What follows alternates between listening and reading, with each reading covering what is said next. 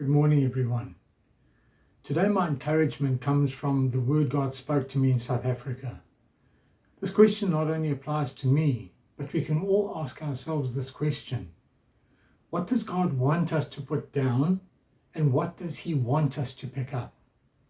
The reason I say put down first is because if we are not willing to put our things down, then there's no room to be able to pick up the things God has for us, and for God to be able to do what He wants to do in and through us. There are two men in the Bible I'd like to look at. Firstly, Gideon. Gideon was in the winepress, threshing wheat. He did this so the Midianites would not see him and come and steal the Israelites' food from them. Gideon was hiding away when God wanted him to be on the front lines in battle, defeating the enemy. When God called Gideon in Judges 6:15, Gideon said to the Lord, "Pardon me, my Lord." Gideon replied, "But how can I save Israel? My clan is the weakest in Manasseh, and I am the least in my family." It doesn't matter who we are, how tall or short, old or young.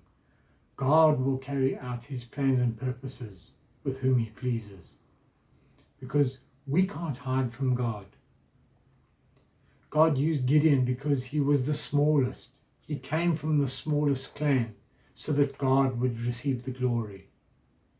The second person is Jonah. God told him to go to Nineveh, but Jonah went in exactly the opposite direction. Unfortunately for us, when we don't pick up what God has for us, we can find ourselves in very dark, sticky situations, as Jonah found out. It's not always the devil's fault when we find ourselves in difficult situations. Sometimes we just have the knack of doing it all by ourselves.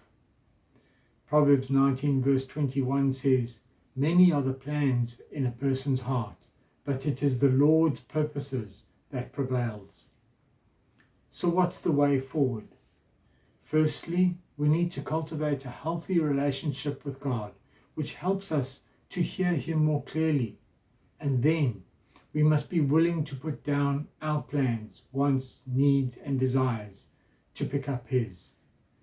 Let's not run away and hide, but be ready for the call God has on our lives, which I know will be more beneficial for us now and always.